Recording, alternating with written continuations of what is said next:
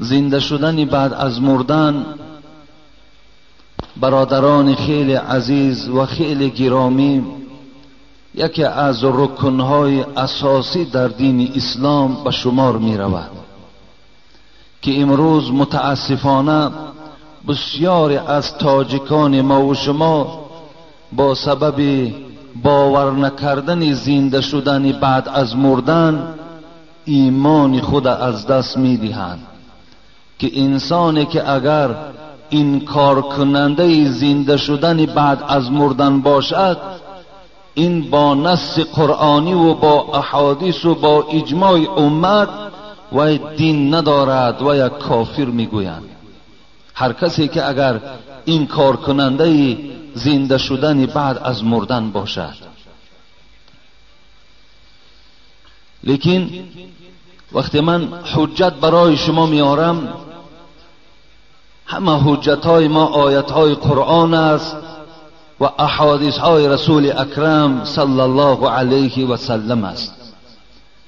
این زمانی که انسانی که اگر به این حجت ها اگر تسلیم نشود، شرکت شفافرما داروهایی را پیشنهاد میکند که برای بیماری های درونی و بیرونی انسان دوا بخشند. از قبیل فشار بلندی، گایمرید، بیماری های معده، روده، گرده، جگر، عضوهای هاضمه، درد گلو، راه نفس و غیره. اینچنین اگر شما بیماری های پوست دارید به مانند پسریاس، سفید شوی پوست، داغ های سیاه، پس داروهای شفافرما به شما کمک میرسانند. غیر از این اگر شما مشکل های اورولوژی و گینکولوژی داشته باشید پس به شرکت شفافرما مراجعت نمایید و اینچنین مشورت طبی بگیرید. همچنین برای زیاد کردن ریش و موی سر، با قوت کردن مردانگی داروهایی را با نمود کپسول و روغنی که به صدها در دوا دارند پیشنهاد می‌نمایند. السلام علیکم دوستان عزیز. آیا شما برای گذشتن از سرحد دشواری میکشید؟ مهلت حجت‌هایتان به آخر رسیده است. پس من برای شما خدمت رسانی شرکت نور محمد را پیشنهاد میکنم. با ماشین‌های نو و زمانوی، با باوری و اعتماد کامل توسط رانندگان مرد و زن شما را از منزل استقامتیتان تا خط سرحد برده برای عبور مرز مساعدت می نمایند. یادآور می شویم که اگر شما از نام شبکه حاجی میرزا مراجعت نمایید برایتان تخفیف ارائه کرده می شود.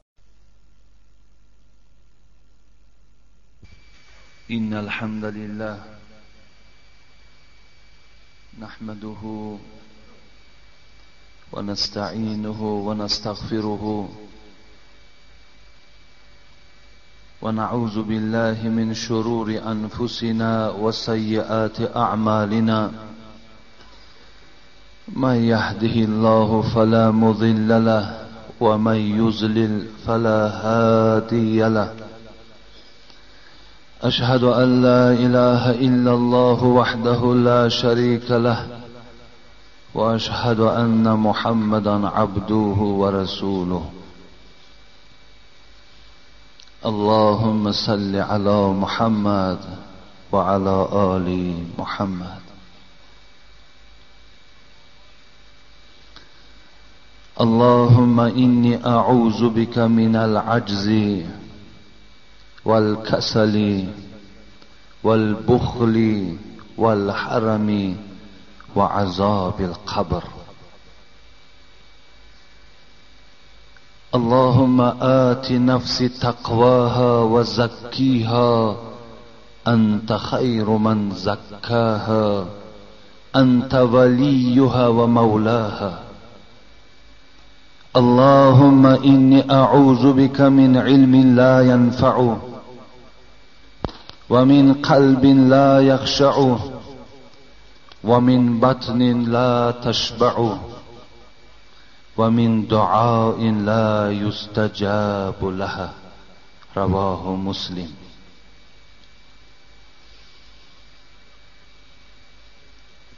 این دعایی که الحال من خواندم در صحیح مسلم است.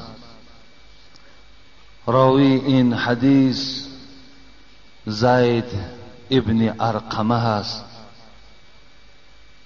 که این زید ابن ارقمه میگوید که همیشه حبیب خدا این دعا را میخواند. زید ابن ارقمه در 70 جهاد همراه 17 جهاد همراه حبیب خدا جنگیدگی است. در جنگ صفین بین حضرت علی و بین معاویه جام شهادت از جانب علی چشیدند. این یکی از سربازهای یکی از لشکرکشهای از جانب حضرت علی بودند و در همین جنگ صفین حضرت جان به حق تسلیم کردند و قبر حضرت زید ابن ارقمه در کوفه می باشد. 70 حدیث از پیغمبر خدا روایت کردند. در این حدیث حبیب خدا چی دعا می کردند؟ پروردگارا ما به سوی تو پناه طلب می کنیم از عاجزی. پروردگارا ما به سوی تو پناه طلب می کنیم از تنبلی. پروردگارا ما به سوی تو پناه طلب می کنیم از بخیلی. در دوام حبیب خدا دعا می کرد از خدایا نفس ما را با تقوا گردان. خدایا تو بهترینی تقوا پیدا می کردگی در نفس هستی. خدایا از علمی که منفعت ندارد، از دلی که ترس تو را ندارد، از شکمی که اصلا سیر نمی شود، از دعایی که آن را ذات تو نمیشنود به سوی تو پناه طلب میکنم. ما نیز به این دعای حبیب خدا همراه میشویم و از پروردگار مسئلت داریم، خواهش بندگی داریم که خدای مهربان ما را نیز از تنبلی و از ضعیفی و از بخیلی نجات دهد و خدای مهربان نفس ما را هم با تقوا گرداند و از هر گناه شبهه و از هر گناه شک خدایا نفس های ما را خالی نگه داری و خدای مهربان از علمی که به منفعت دین تو نباشد، به منفعت این بندگان خدا نباشد، از این گناه علمم به سوی تو خدایا پناه طلب میکنیم و از دلی که ترساننده نباشد به سوی تو پناه طلب میکنیم و از شکمی که اصلا سیر نشود به سوی تو پناه طلب میکنیم و از دعایی که آن دعا را ذات تو نشنود به سوی تو پناه طلب میکنیم. خدای مهربان خاتمه کار همه ما بندگانت را به خیر بگردانی.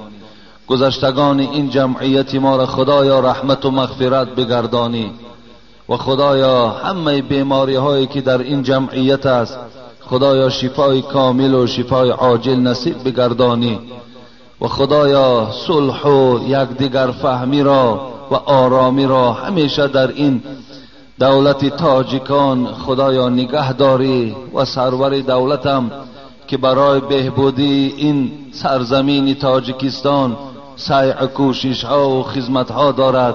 خدای ایشان از همه آفت ها در حفظ امانت نگه داری و اینجا یک گروه برادران ما از راه های دور آمدن و یک جمله یک قسمتش امشب همراه ما بود. بچه ها از حصار آمدن و گفتند در همین جمعیت در حق ما دعا کنید.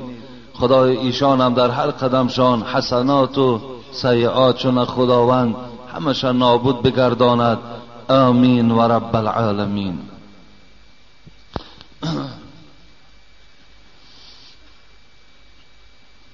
برادران خیلی عزیز و خیلی گرامی، همه شما را هم به این روز سید، به این روز بندگی، سردار روزهای هفته تبریک و تهنیت میگویم و خدا کند که همیشه این قدم‌هایی که ما میزنیم، این عبادت‌هایی که ما انجام میدهیم، خداوند همگی را قبول بگرداند. جمعه گذشته من در اطراف سوال پاسخ دادیم، سوال‌هایی که از جانب شما بود، و این جمعه هم گفتیم که این سوالهای شما را جواب میگردانم. و یکی از سوالهای خیلی که جمعه گذشته من برای شما وعده کرده بودم که این زنده شدن بعد از مردن بود که از ما برادرها طلب کرده بودند، یکی اسلام آوردن سلمان فارس و دیگر زنده شدن بعد از مردن را. ما جمعه گذشته خواستیم در اطراف این مسئله صحبت کنیم، لیکن از یاد ما گذشت و این جمعه خدا خواسته باشد اولین جوابی که ما میگردانیم همین سوال است، و اگر وقت انشاءالله گنجایش داد با سوالهایی که در نزد من است جواب میگردانم. و ناگفته نماند که ما در اطراف باید تفسیر سوره والضحی صحبت کنیم، زیرا اینم موعظه هست که بسیار از ما درخواست کردند. خدا خواسته باشد اگر وقتها شود انشاءالله اینم به همین جمعه های نزدیک از پی این موعظه هم می شویم. زنده شدن بعد از مردن، برادران خیلی عزیز و خیلی گرامی، یکی از رکنهای اساسی در دین اسلام به شمار می رود که امروز متاسفانه بسیاری از تاجکان ما و شما با سبب باور نکردن زنده شدن بعد از مردن ایمان خود از دست می دهند. که انسانی که اگر انکار کننده زنده شدن بعد از مردن باشد، این با نص قرآنی و با احادیث و با اجماع امت و دین ندارد و یک کافر میگویند.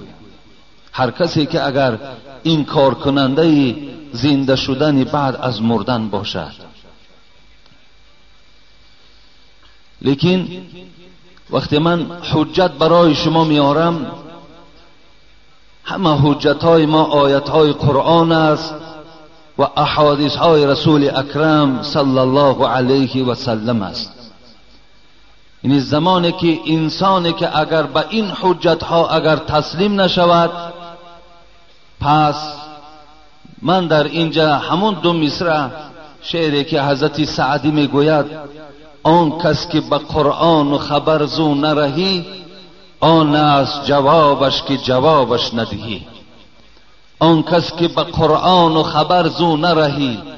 وقتی من قرآن دلیل میارم، وقتی که احادیث های رسول اکرم حجت میگذارم، آن کس وقتی به اینها اگر باور نداشته باشد، وقتی به اینها اهمیت هم نداد، بی پروایی کرد، حضرت سعدی چی گفتن؟ آن از جوابش که جوابش ندهی. جواب او این است که دیگر این آیت های قرآن و احادیث های رسول اکرم ضایع نکن، زیرا که این آدم اهلی نیست. این آدم از همون جمله انسان های هست که آهن را که مریانه خورد، نتوان برد از او به صیقل زنگ. به سیاه دل چی سود گفتن وعظ، نرود میخ آهنین بر سنگ. این حضرت سعدی گفتن اگر آهن را که مریانه خورد، آهن را که همون گویم زنگ وقتی که میخورد، هرچی که اگر وی صیقل بته، دیگر اون آهن اصل خودش پیدا کردن نمیتواند. مثل همین با سیاه دل چی سود گفتن وعظ. آدمی که دل او سیاه باشد، آدمی که مهر در دل او زدگی باشد، با او انسان صحبت چی در کار؟ سعدی میگوید نرود میخ آهنین بر سنگ. آیا همین میخ آهنین در سنگ میرود؟ هیچ وقت نمیرود، بلکه سنگ پاره میشود، لیکن میخ در داخل او جای گرفته نمیتواند.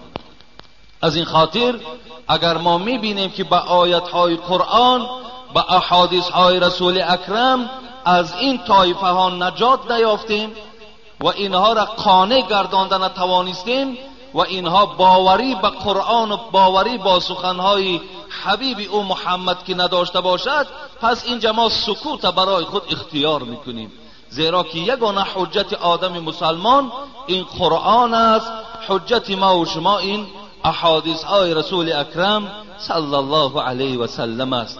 خدا رحمت کند بابای ملا شریفه که گویم سالهای دراز در همین محله ما ملا بودن و چندین شاگردهای خیلی بیشمار داشتن که ما نیز از جمله یکی از همون شاگردهای ایشان به شمار می رویم.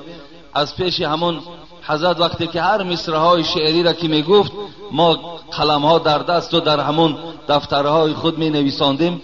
بار خون رمز آشنای معنی هر خیره سر نباشد، طبع سلیم فضل است ارث پدر نباشد، با جاهلان نباید عرض سخن نمودن، جای گوهر فروشی بازار خر نباشد. و حضرت میگفت که این آیت های قرآن و احادیث های رسول اکرم گوهر هستند، اینها را شما به گوش شخصانی رسانید که با قدر سخن شما میرسند، به گوش در بین آن انسانهای رسانید که اونها محب قرآنند، اونها محبتی به رسول اکرم دارند. وقتی شخصی که به اینها محبت ندارد، توجه ندارد، در بین اینها نگوید که مثل گوهر در بازار خر فروختن است گفت، این معنای همون دارد.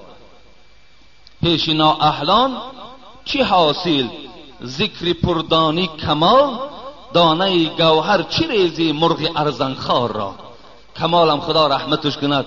آخه این تو میگوید در پیش مرغی که ارزن میخورد دانه گوهر چرا میریزی؟ یعنی او همون مرغی هست که و فقط گوهر بده، یعنی این آدمی هست که به این سخن خدا و پیغمبر قطعی تو نجات یافتن میتونی.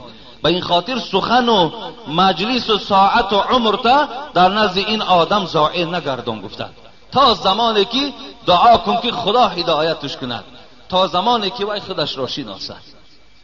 برای همین دادرای خیلی عزیز و گرامی، وقتی شما این حجتایی که من برای شما میارم و شما میخواین کسی را قانع گردانین، به شخص گوید که وای تسلیم شود، به شخص گوید که وای ایمانی در قرآن و ایمانی بر رسالت محمد صلی الله علیه و سلم داشته باشد.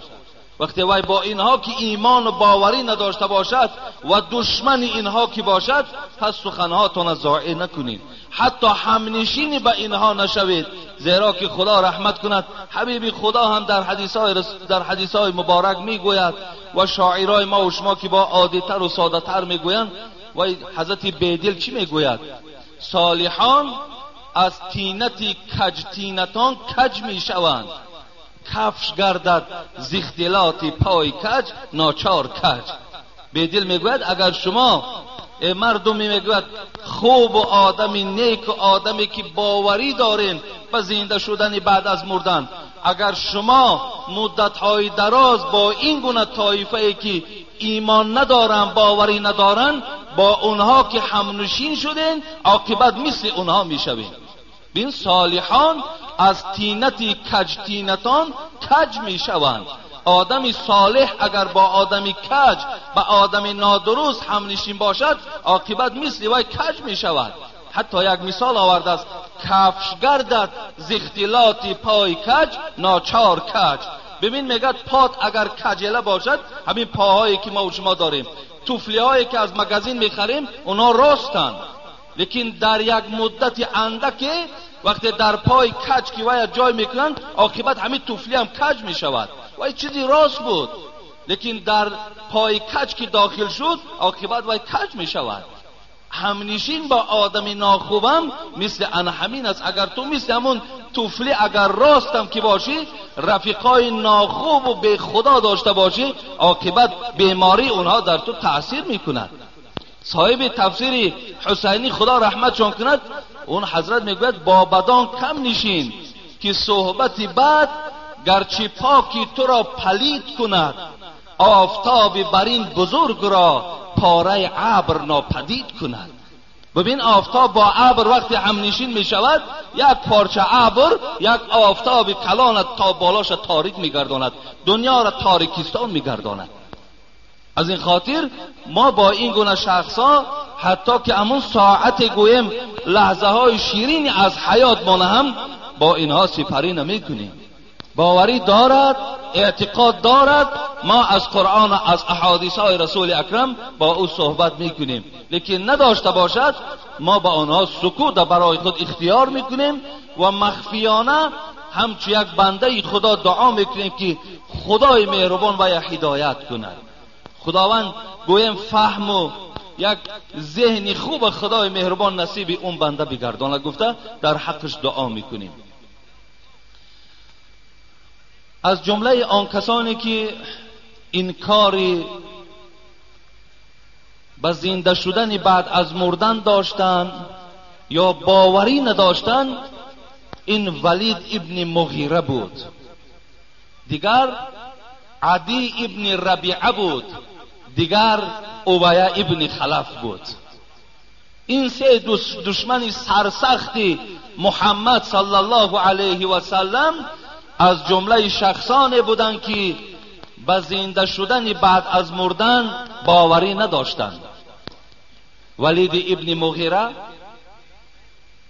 عدی ابن ربیعه، امیه ابن خلف، این سه طایفه از جمله آن کسانی بودند که باوری نداشتند که خدا قدرت زنده گردانیدن بعد از مردن ندارد میگفتند. ولید ابن مغیره را خداوند قصه او را در سوره مریم آیت 66 و آیت 67 حکایه میکند که این انسان چی میگفت؟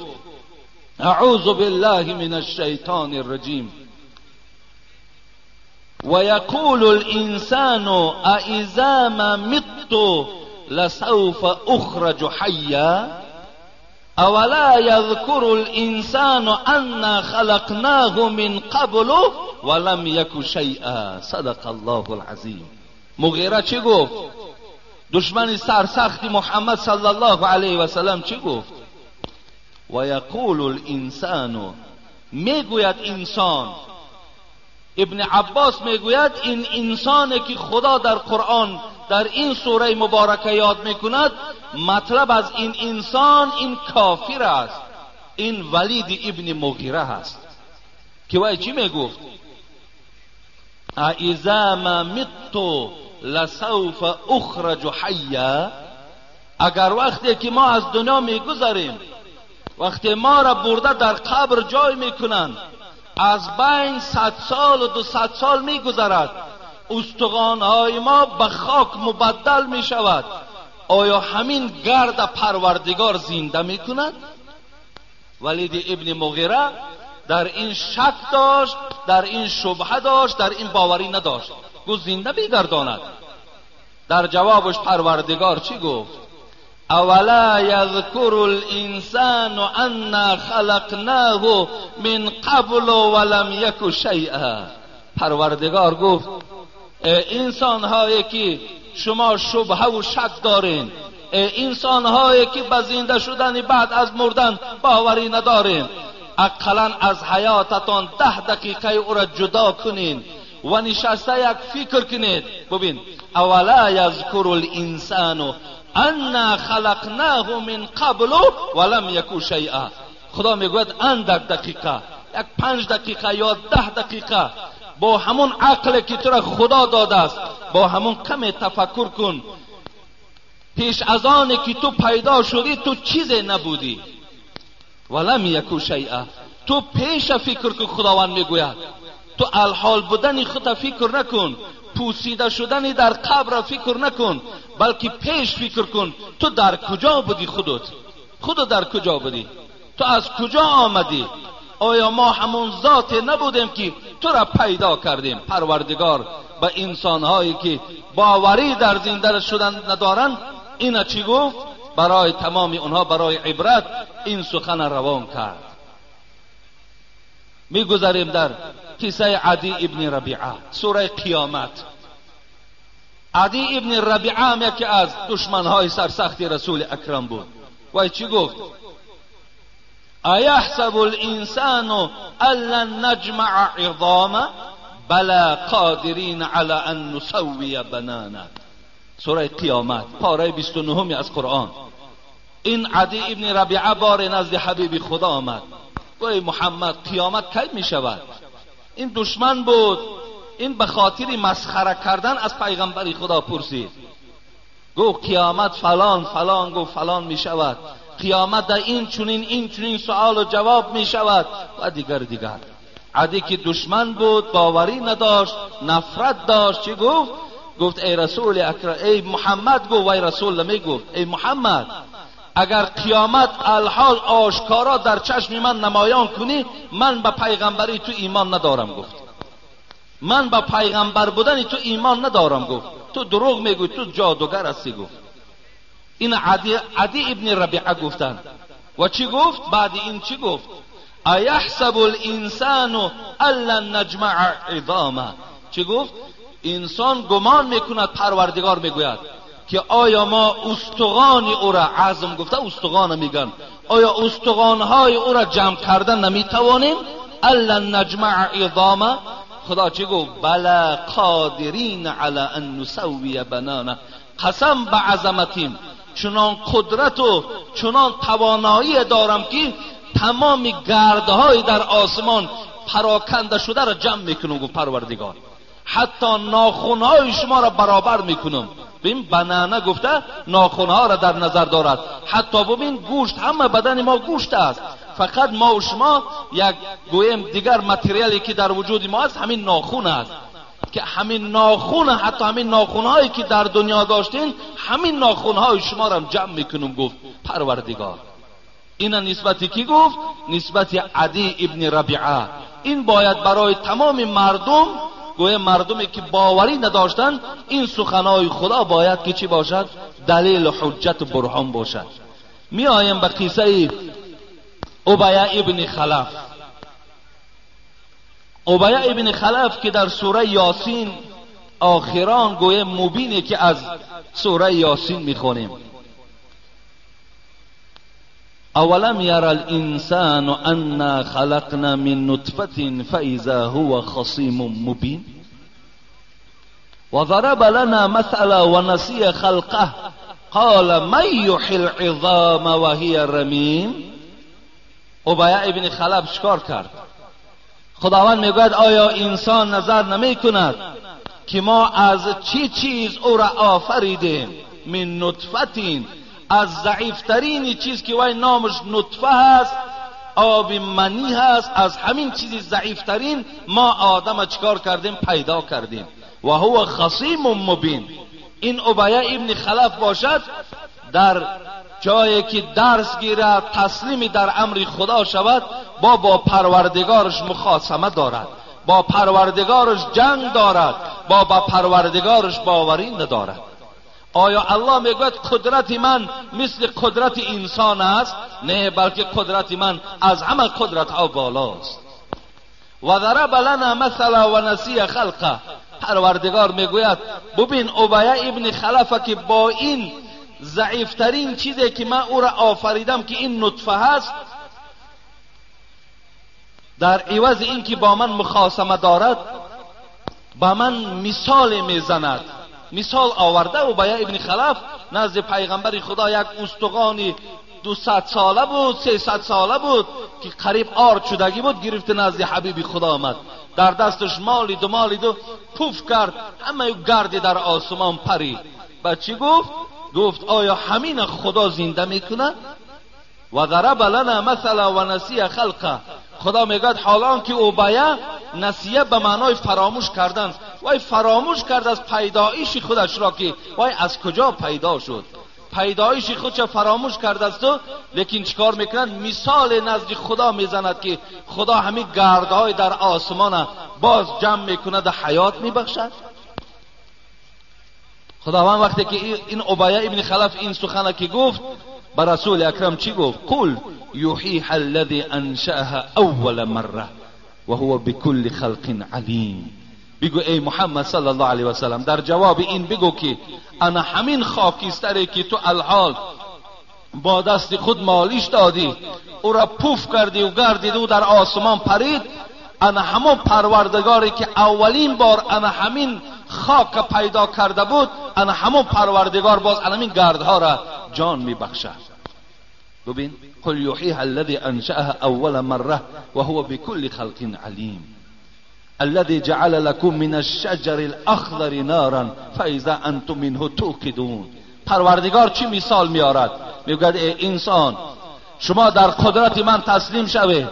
شما نظر کنید در درخت مرخ و درخت عفار، این دو درختی هستند که خداوند میگوید از این دو درخت تر نوده های اونها را شکنین، اونها را با یکدیگر زنین، از داخل این درخت تر آتش بیرون می شود. آیا ما قدرتی زنده کردن نداریم؟ دو درخت وجود دارد در دنیا امروز که نام یکیش مرخ است، دیگرش عفار است. هر دی اینها را وقتی که نوده هاش می شکنند تر هستند، اینش با اینش وقتی که میزنند، این عالم هایی که درختشناس هستند اونا میدانند، اینش با اینش که میزنند از درخت تر پروردگار در سوره یاسین خبر داده است من آتش برای شما افروخته میکنم. آیا ما قادر زنده کردن شما نداریم؟ الذی جعل لکم. در دوام آیه چی میگوید پروردگار؟ همان پروردگاری که این آسمان و زمین که اینقدر پهنایی و کشادی و کلانی دارد، این پروردگار آفرید. آیا شما را آفریدن نمیتواند؟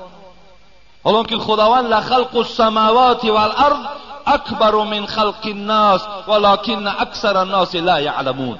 خدا میگوید پیدا کردن آسمان و زمین این وزنین تر و مشکل تر است از پیدا کردن آدم، لیکن افسوس که آدم اینو نمیداند. میگوید تو یک فقط در پیدایش خود نظر نکن، تو پیدایش ستاره ها را ببین، پیدایش آفتاب ببین، پیدایش آسمان و زمین ببین. چقدر اینها در گوی مهنت، چقدر اینها در پیدا کردن در قدرت کلان صرف می شود. اینها را ما پیدا کردیم، آیا تو را پیدا کردن نمیتواند؟ میتواند.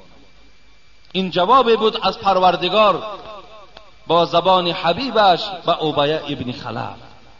مقصد از این شخصان در قرآن یاد شدن این است که زمان می شود که ابی ابن خلف و عدی ابن ربیعه و این ولید ابن مغیره به خودش پیروا پیدا می کند، مثل که امروز بعضی از بندگان خدا در این بیماری مبتلایند.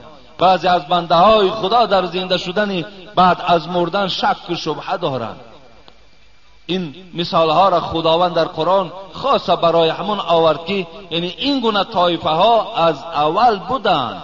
برای همین شما اینها در غمگین نشوین، حجت بیارین. باور کردن خوش به حالشان، باور نکردن وای به حالشان. مثل همین گویم شخصانی که از دنیا گذشتن و ناباوری در این داشتن، در نزد خدا جواب میگن اینا هم از طایفه اون است.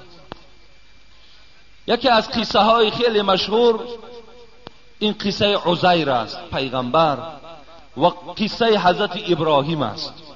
اینها هم برای زنده شدن بعد از مردن در قرآن بسیار دلیل های قوی هستند. خداوند در سوره بقره آیت 259 و آیت 260 این دو قصه را یاد میکند. یکی قصه عزیر پیغمبر، دیگر قصه که هست قصه حضرت ابراهیم است. من میخواهم در اطراف این قصه ها کمی صحبت کنم. اعوذ بالله من الشیطان الرجیم. او كالذي مر على قرية وهي خاوية على عروشها قال ان يوحي هذه الله بعد موتها فاماته الله 100 سنة 100 عام ثم بعثه. بالای خانه، در بالای خانه ها چپه شدند، مردم در زیر این دیوارها که باقی مانده بود چی گفت؟ قال ان یوحی هذه الله بعد موتها. این قشلاق وقتی که در حالت ویرانگی دید، این قشلاق وقتی که در حالت چپه شدن دید، این قشلاق وقتی که گویم که چگونه که یک زمین لرزه می شود و خانه ها چپه می شوند، مردم همه در داخل اوست، در همون قشلاق هم یک زمین جنبی شده بود که همه این مردم زیر همون گویم چی مانده بود؟ زیر همون دیوارها و زیر همون آن چیزی که در اون بنای خانه وجود داشت زیر همون همش وفات کردگی بود. حضرت عزیر وقتی این حالت قشلاق ویرانه را که دید چی گفت؟ گفت همین پروردگار زنده میگرداند، یعنی همین زنده گردانیدن خداوند بسیار دور شمارید، خیلی دور شمارید. وقتی این سخن از زبان عزیر که صادر شد، قرآن چی میگوید؟ فاماته الله 100 عام. حضرت عزیر بعد آمد و در یک تکیه دیوال هم نشست، همین نشستگیش در خوابش برد. پروردگار جان از قالب عزیر گرفت که میگد اولی روز بود، سحر بود، میگوید این واقعه شدنده. فاماته الله 100 عام، 100 سال قرآن میگوید خداوند جان از وجود عزیر گرفت. ثم بعثه، بعد از این عزیر خداوند زنده گردانید بعد 100 سال. قال کم لبسته، وقتی عزیر الله میگه من زنده گردانیدم، این برای چه از این قصه ها؟ برای که الله میارد که تا که مردم عبرت گیرن که من اینها را اجرا کردم تا که برای انسانهایی که باوری به زنده شدن بعد از مردن ندارند اینها حجت باشند، سخن خدا حجت باشد. وقتی عزیر بیدار شد، ابن کثیر میگوید وقتی خداوند جان که در وجود عزیر در آورد، اولین نعمتی که به عزیر داد این چشمهاش بود. چشمهاش داد تا که چکار کند؟ تا که این حادثه در پیشش میشیدگی را بیند. قال کم لبسته، ای عزیر چند سال چند قدر خواب کردی؟ چه مقدار خواب کردی؟ عزیر سحر که گویم که همون زمان خواب کرده بود، لیکن خداوند جان دویم باره را قسم بیگاهی داد، آفتاب نشستن بود. حضرت عزیر چی گفت؟ قال لبست یوما او بعض یوم، گفت پروردگارا من خوابم سحر بود، الحال میبینم آفتاب نشسته ایستاده است، من یک روز یا خواب کردم یا نیم روز خواب کردم. الله چی گفت؟ بل لبست 100 عام، ای عزیر تو نه یک روز خواب کردی نه نیم روز، بلکه تو 100 سال خواب بودی. 100 سال، ببین 100 سال تو خواب بودی. الله در حال چیش گفت؟ فانظر الی طعامک و شرابک لم یتسنه. الله حکایت داره قرآن چی میگوید؟ میگوید اکنون به طعام نگاه کن، 100 سال گذشته است، میگوید طعامش انجیر بود و آب انگور بود، کنی نظری در انجیر کن و نظری در همون آب انگور کن، آیا اونها یگان بوی بد گرفتن؟ آیا اونها در دوام این 100 سال ویران شدن؟ حضرت عزیر نگاه میکند همون چیزی که گذاشته بود همون زل ایستادگی است. در دوامش الله چی گفت؟ وانظر الی حمارک ولنجعلک آیه للناس. اکنون به خرت نگاه کن، با خر آمده بود، خرت نگاه کن، خرت در کجاست؟ وقتی عزیر نگاه میکند خر خاکستر شدگی هست، یعنی تمام وجودش در دوام این 100 سال پوسید و یک توپ خاکستر شده است.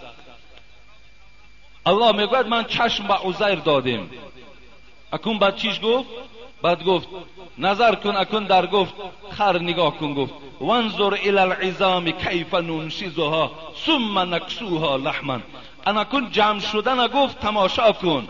وقتی که عزیر میگوید چشم هم بود لیکن کل بدن من وجود نداشت، میگوید نگاه میکنم هر یک گردی که در وجود من، هر یک همون گویم که خاکستری که از استخوان من بود، اونها جمع میشدن به استخوان مبدل میشدن. ثم نکسیها لحما، بعد از آن پروردگار میگوید گوشت در بالای استخوان جمع کردیم که عزیر اینا با چشم سر میدید.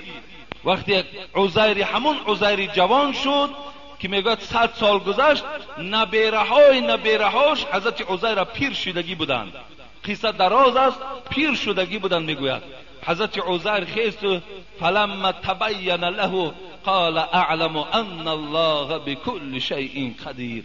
وقتی میگه حالت که دید، جمع شدن خر که دید، جمع شدن خودش که دید، گفت پروردگار به همه چیز قادر است. گفت حضرت عزیر شک نداشت، فقط زنده شدن بسیار دیر گفت این قشلاق کی زنده می شود و کی این قشلاق آباد می شود. وقتی عزیر چشم گشاد نگاه میکرد، همون قشلاق 70 سال بعد عزیر الکی آباد شدگی بود وقتی که حضرت عزیر در خواب بود. خب وقتی بیدار شد شهرها همه آباد، نبیرهاش خیلی در سن سال کلان قرار داشتند. این هم یکی از قصه های مشهور در قرآن است.